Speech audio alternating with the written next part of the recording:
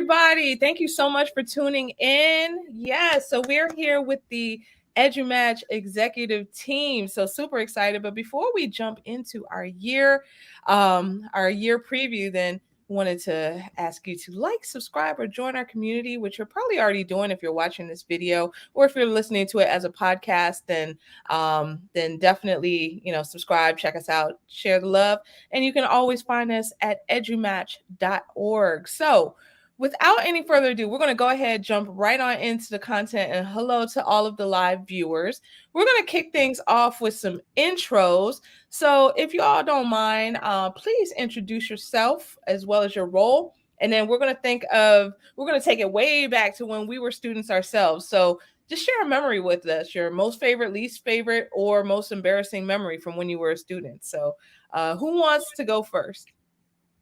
I'll go first. All right, it's on you. I'm Jacie Maslyk. I am somewhat new title for me, right? I am the director of partnerships and outreach here for EduMatch. And a story from school. Oh, this is a funny one, sort of embarrassing, but I'll tell it. When I was in first grade, I usually wore my hair in pigtails or a ponytail in the back, and I was leaning over to get a drink from the water fountain.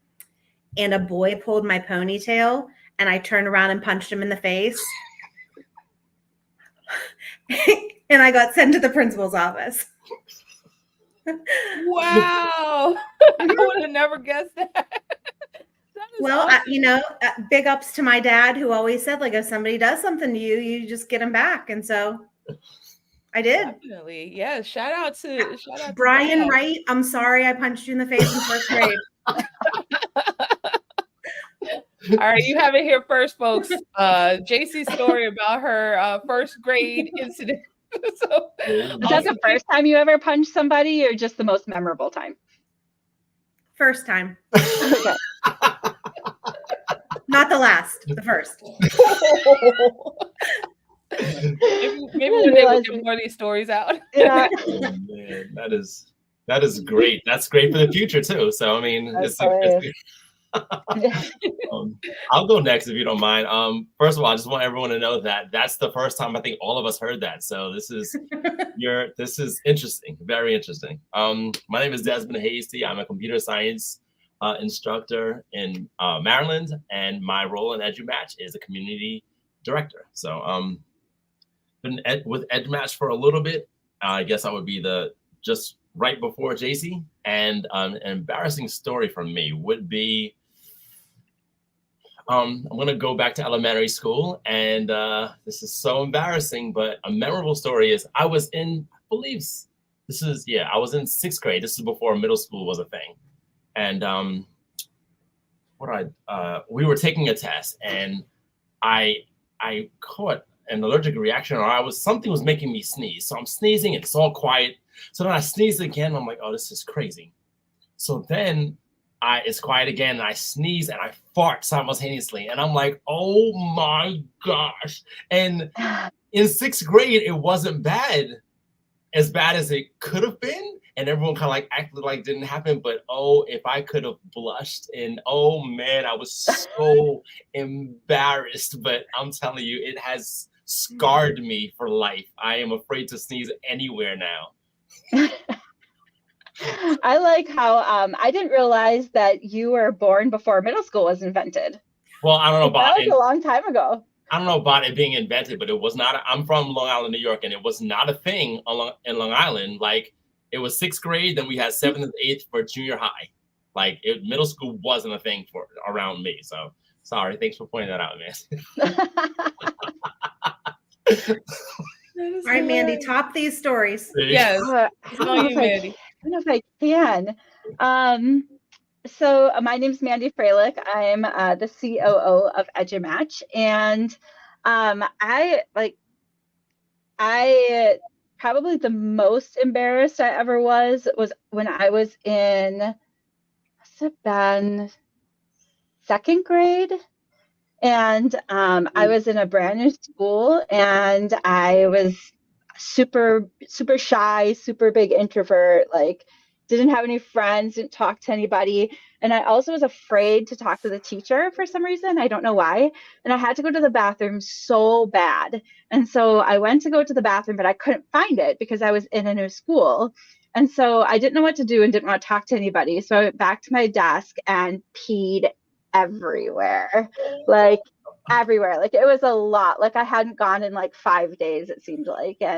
And so like I had to call home so they could come get me, and the teacher had to clean it up, and they had to call the custodian. And yeah, that was, I always feel like embarrassing things usually have to do with bodily functions. Yeah.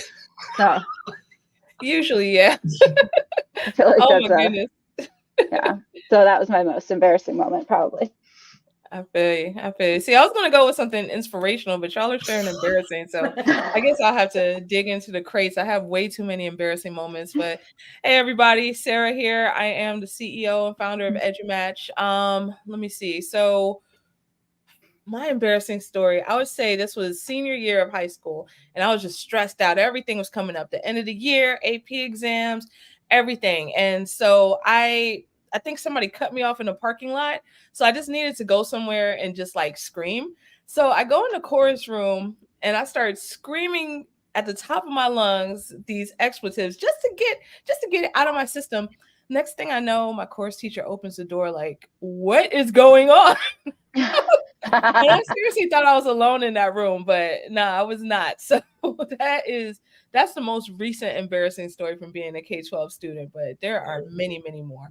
But anyway, just jumping into the what we're here to do today. So thank you so much again for everyone who is watching. So here is just a quick report of where we have been in 2023 and where we plan to go in 2024. And then after that, we're going to have some more great updates from the team.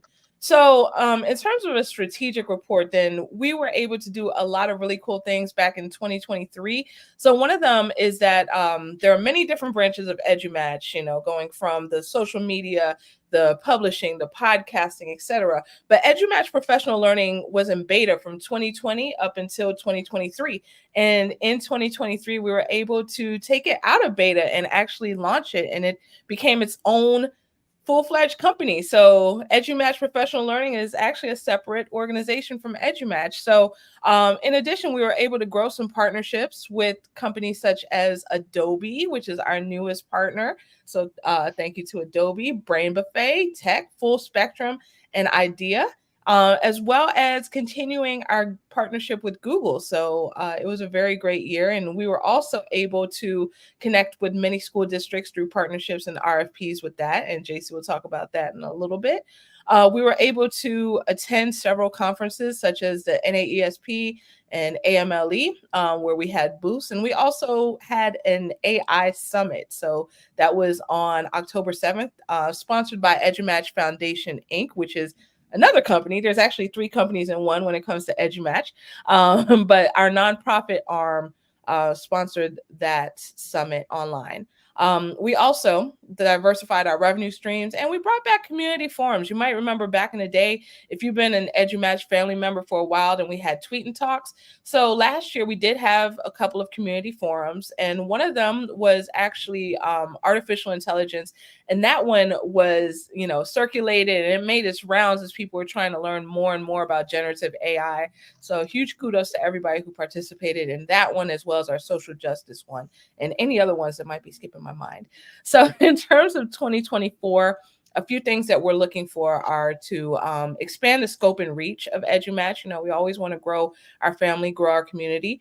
We want to have more content more often. So you're going to see things like this, more live streams. You're going to see more webinars. You're going to see podcasts, the newsletter. Hopefully you're signed up to our mailing list. There was a great episode or a great newsletter that just dropped today.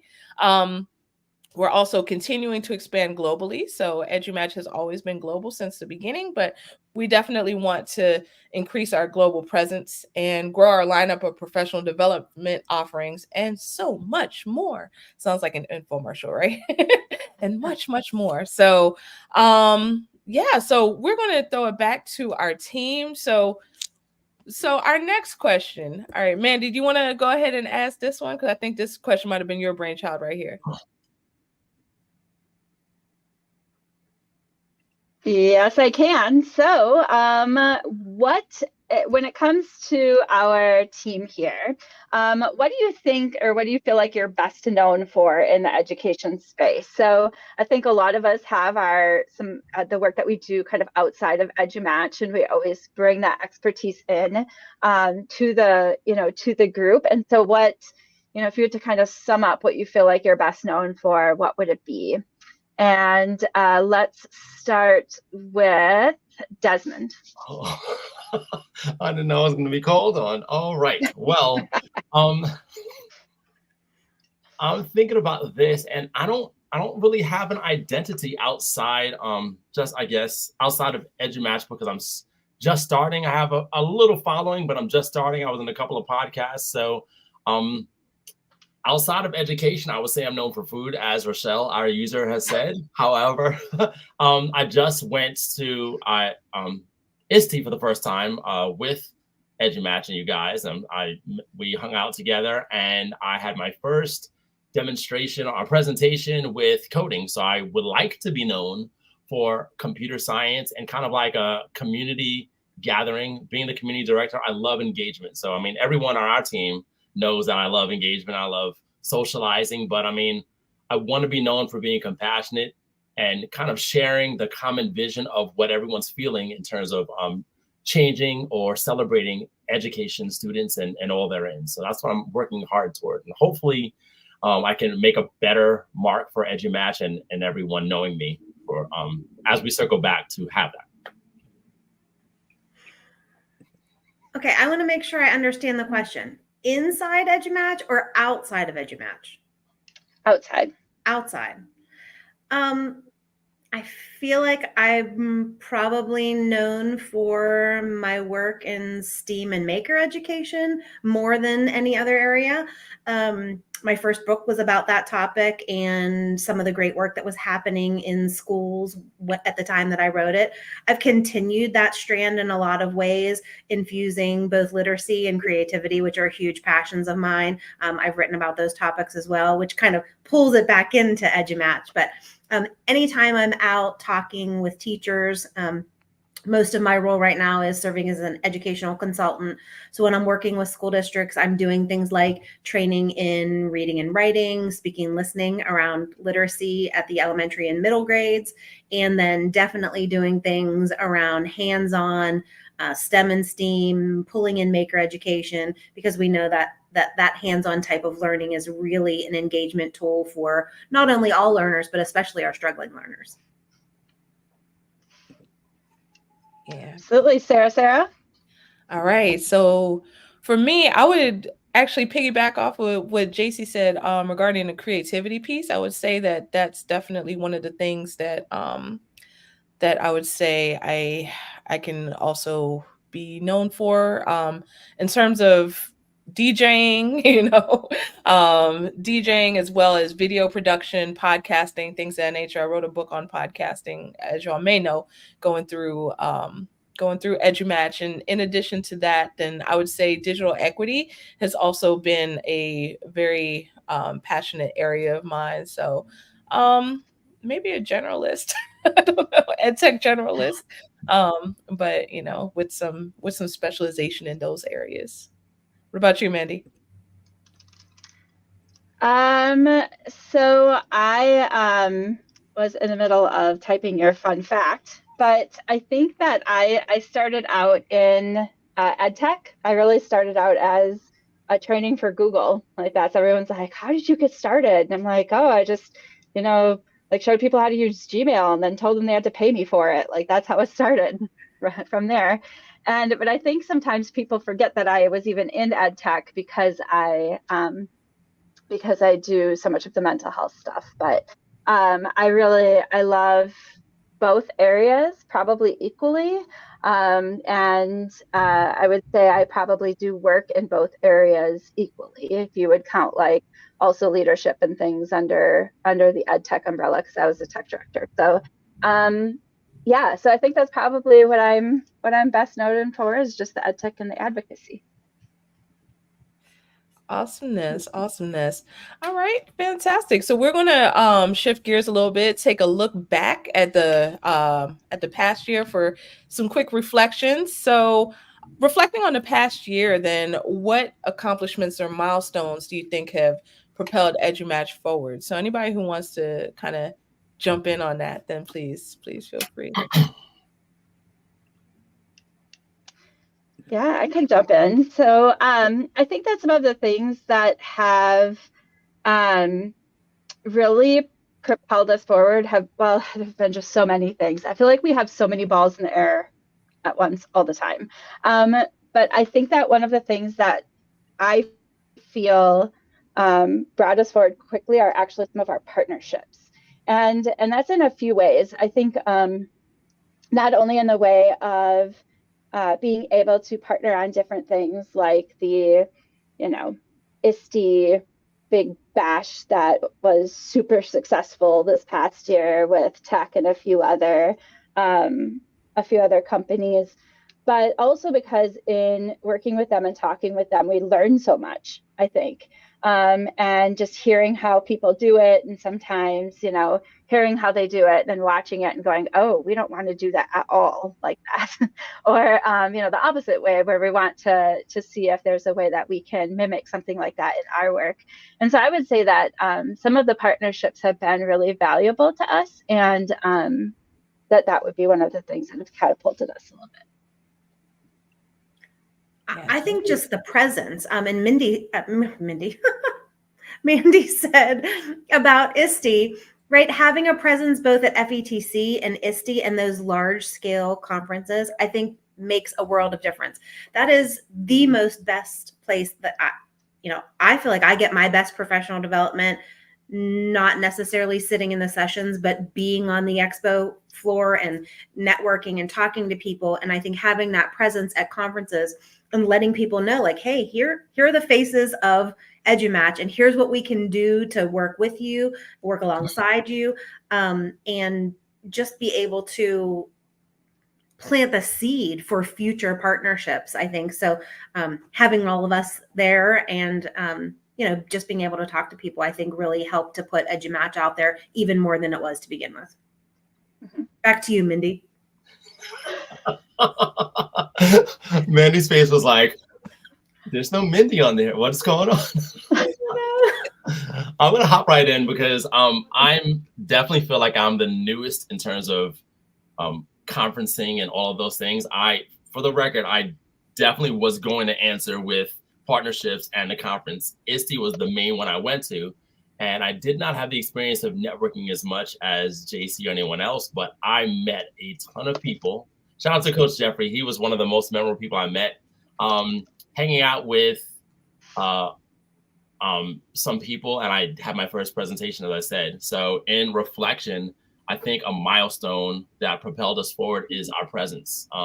ISTE, I'm easily can say everyone knew that we were there, especially partnering with tech. We had our presentations, which went by really well, but one of the highlights of last year was that karaoke. And in talking with Mandy and Sarah, they were like, oh, karaoke is going to be amazing. And I'm like, it's karaoke. Like it can't really be. And I went and I was blown away at our karaoke. And then the other karaoke, the big one, was just like, I can't get enough of karaoke now. But I mean, it's in short, the relationships and building communities we're so well regarded wherever we go. It's awesome. And I know it stems from our leader, Sarah. Like everyone knows Sarah. So, I mean, that definitely helps us out, but I want to continue to grow and hopefully build on kind of like it's our re-entry back into the world, since this was like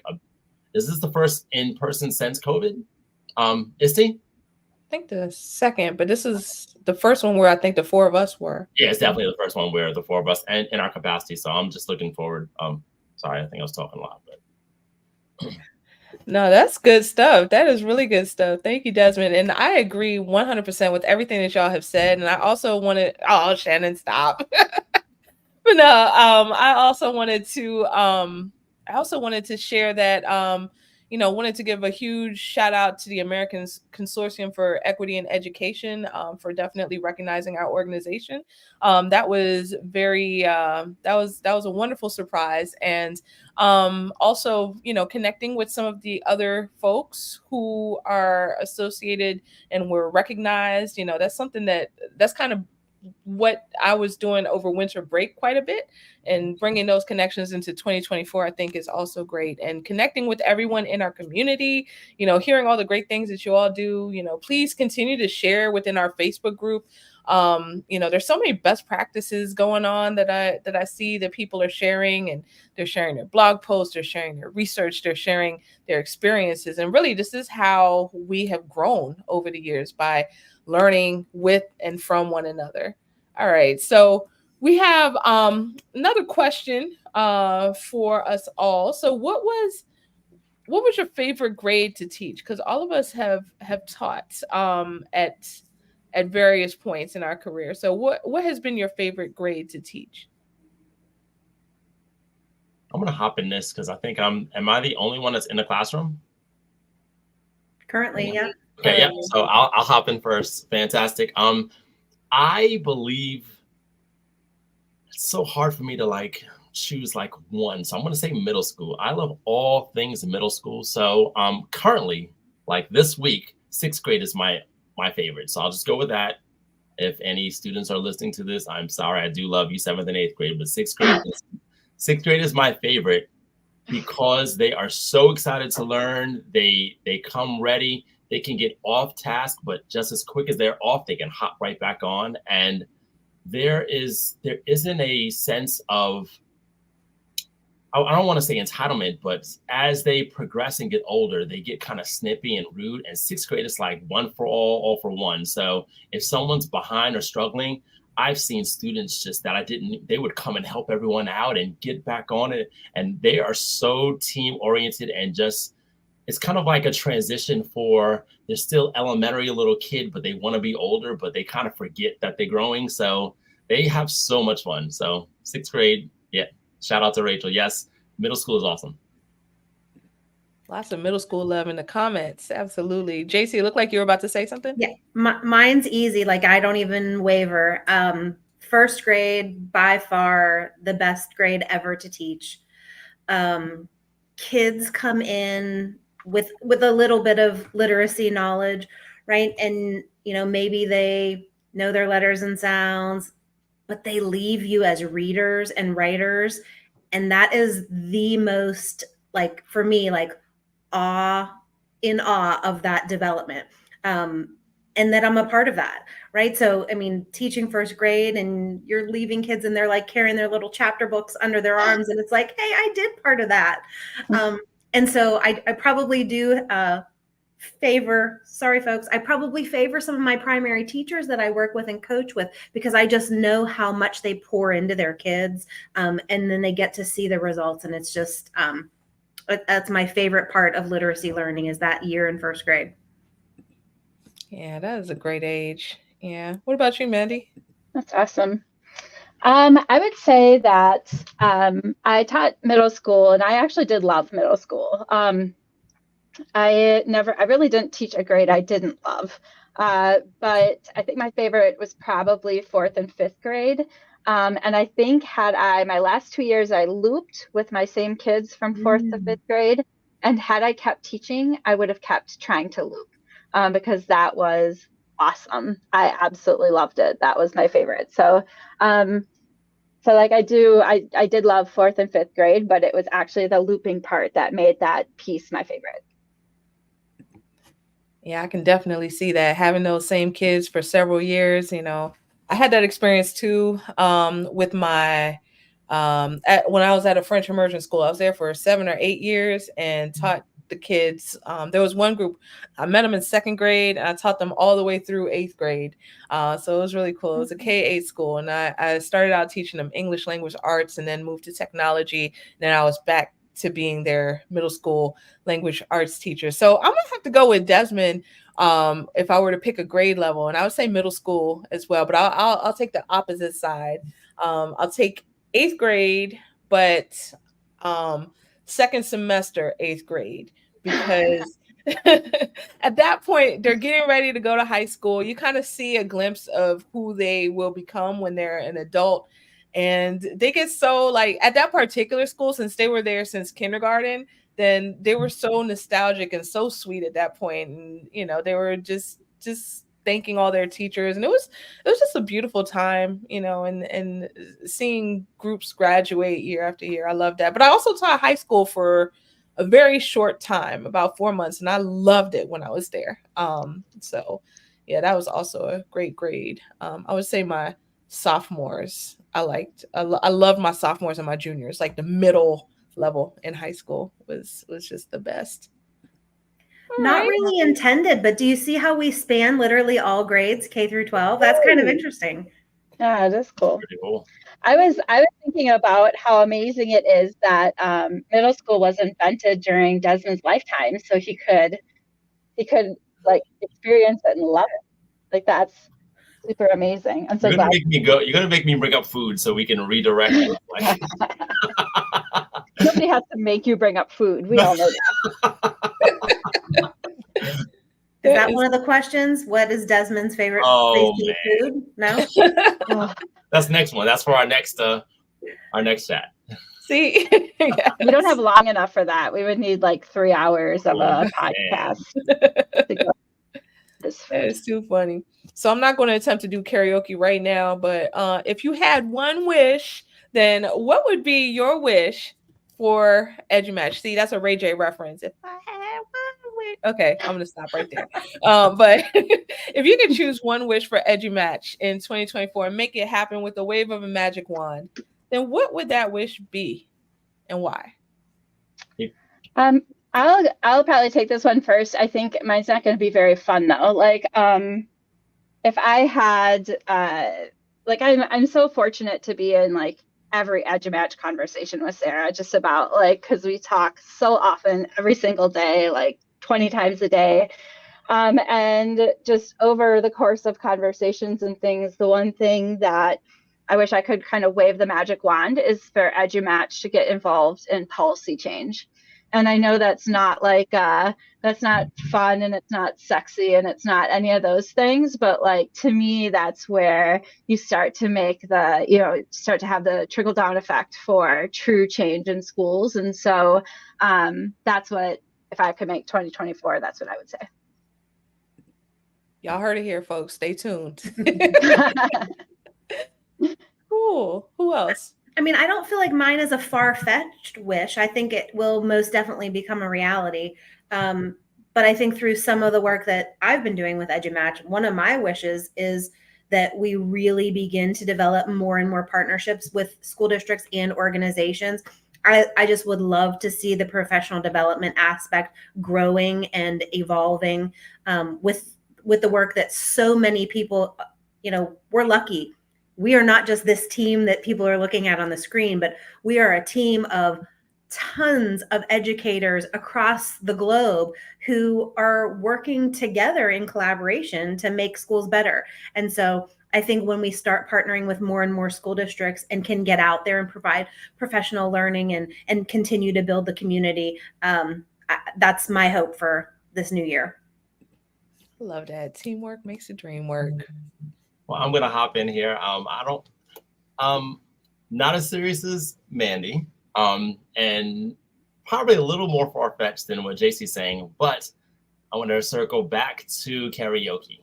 And I'm going to say that one of my wishes, waving that wand, is for us to host our own karaoke at an ISTE or something, fully funded by EduMatch, to have it kind of like progress. So, I mean, not as big as the main karaoke thing, but not as small as what we had, which really wasn't small at all. And see it evolve. So, I mean, I don't know, having different options, maybe certain genres that we're focusing on. But I mean, it was a ton of fun, and those connections are so impactful. So, I mean, I love bringing it back, and I want us to stand alone and host that and keep the fun rolling, so.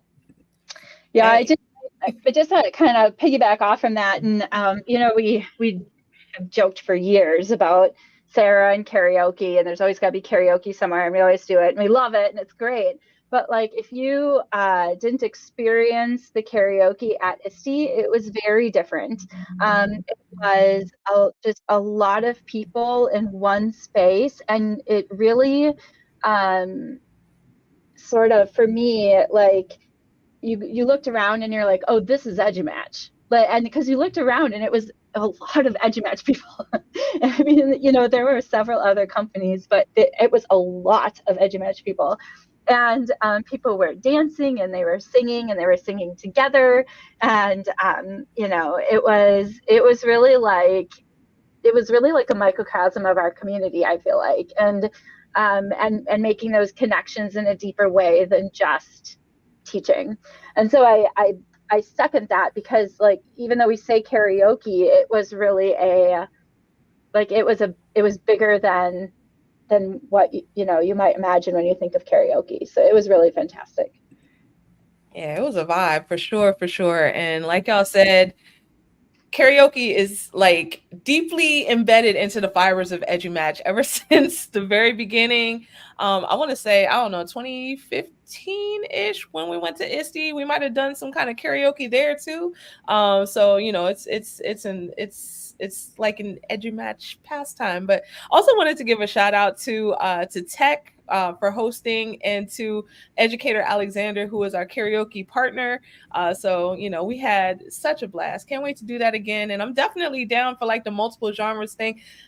People who have, some of you may remember very far back, we had like an EduMatch practice space, because there's so many different musicians in EduMatch. So we rented out like a rehearsal space one year, and we jammed. I mean, there were only two of us who showed up, because ISTE has so much going on, so it might not have been the very best time to schedule something like right in the heart of the sessions. But still, the two of us, we really jammed out. So yeah, so that's awesome.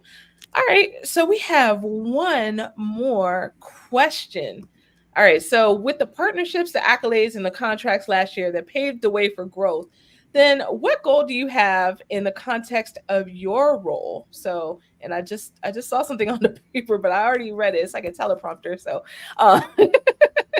so what might be your what's your goal, your own personal goal with EduMatch? And feel free to to think outside the box if you want, or within the confines of your role. I'll go. I'm sorry if you hear like vacuuming, like my neighbors are going crazy. I don't even know what's going on. Anyway, my main goal of EduMatch is, in the concept of my role, community director, is to dramatically, I'm a kind of dramatic person. So I want to dramatically increase our engagement. So, I mean, across all platforms, I don't have metrics, but I mean, I want to be more engaged. I want us to be more engaged. So this is a great start. That was not my idea. Like, this talk that we're having, I think it's, I love the interactions, looking at the comments, but things to increase engagement. I was reading Dr. Stephanie and said like school to school, big brother, like any way we can help engage, because it's not just about policy change. It's not just about ed tech, like it's everything. I said in a podcast recently, I learned by talking, which is a form of engagement. So as we're engaging, it's not just about me. Hopefully we can share best practices or worst practices to make it better for educators, administrators, and students. Yeah, fantastic. So part of my role is researching RFPs and responding to school districts' calls for engagement, both around professional development and even on our educational product side, right, with all of the books that we have, both children's books and professional books, and being able to connect with districts that way and offer the services that EduMatch can offer.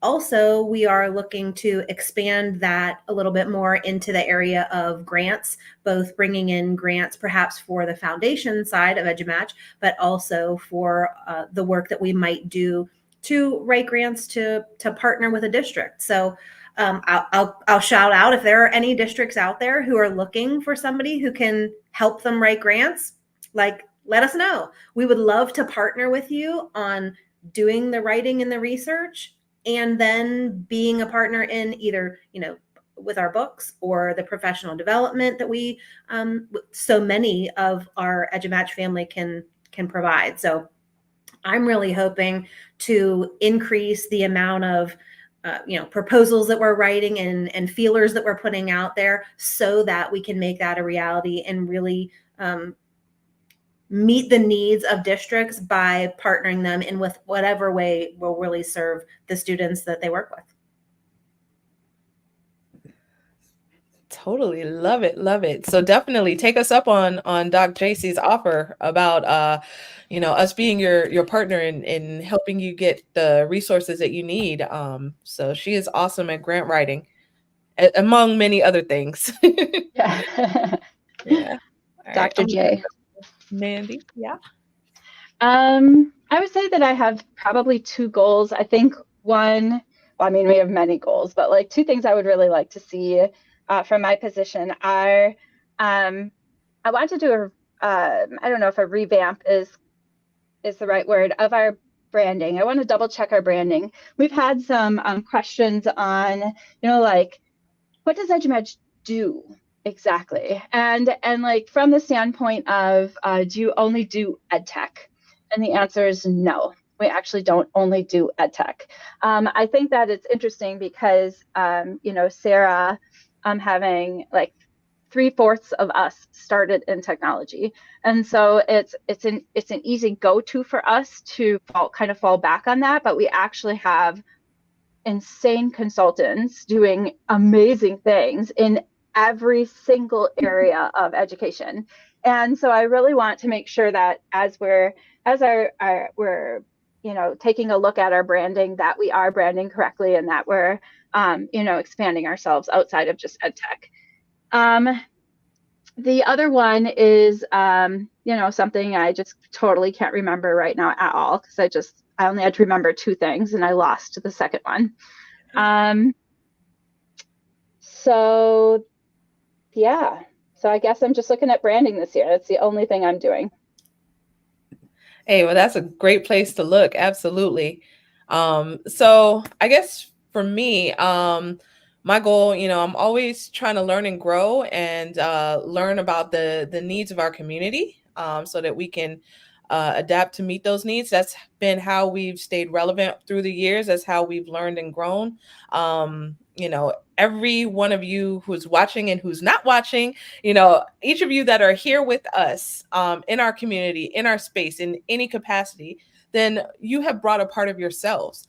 And that's really been how we've grown over the years. So my goal is to stay tapped into that as much as possible, and just continue to work to meet the needs of our community the best that we possibly can. So that's all we have for y'all today, unless anybody has any parting thoughts before we go. Well, Sarah, one of the things that you said made me think no one brought up EduSnap. Yes, thank you. And I feel like that really encapsulates what you're saying, right? I mean, it is a lot of stories brought together from the EduMatch community and then shared back with the broader community, right, for free. And so I don't know, do we have a link or a place where people can check out the book? Yeah, absolutely. If y'all go to our website, actually, let me just put this banner up. So edumatch.org, and if you click on the publishing, then you'll have a pop-up window that comes up once you click on publishing, and you'll be able to get EduSnap there for free. So you just drop your email address and then you get a PDF copy. If you're more of a Kindle person like me, or if you like a paperback in your hand, we have those options as well on Amazon. So yeah, so that's hot off the press. It just came out 11 days ago. So thank you so much, Jacie, for bringing that up. Yes, indeed. Yes, indeed. So that's one of the things that we've been doing for a while. That's actually where we started off the publishing with EduSnap back in 2016. So it's been many, many years, but absolutely. So Thank you all so very much. Wanted to thank each of the members of the executive team. Y'all are awesome. Thank you all so much for everything that you do. I wanted to also thank all of our viewers right now and all of our listeners on a future podcast episode. Again, like, subscribe, join our community. You can find us at edumatch.org. And you probably see, if you're watching this live, then you see a banner scrolling across the bottom. So we promise more content. So we are thrilled to welcome Jornay from Flipgrid, from Flip, my apologies, from Flip, who will be here next week, who's going to be sharing with us about how you can promote collaboration and communication using the Flip tool. So definitely be back to check it out. And, we have some more cool things coming for you down the pike. So thank you again to everyone, and have a good evening or good day, depending on where you are. All right, bye everybody. Bye everybody.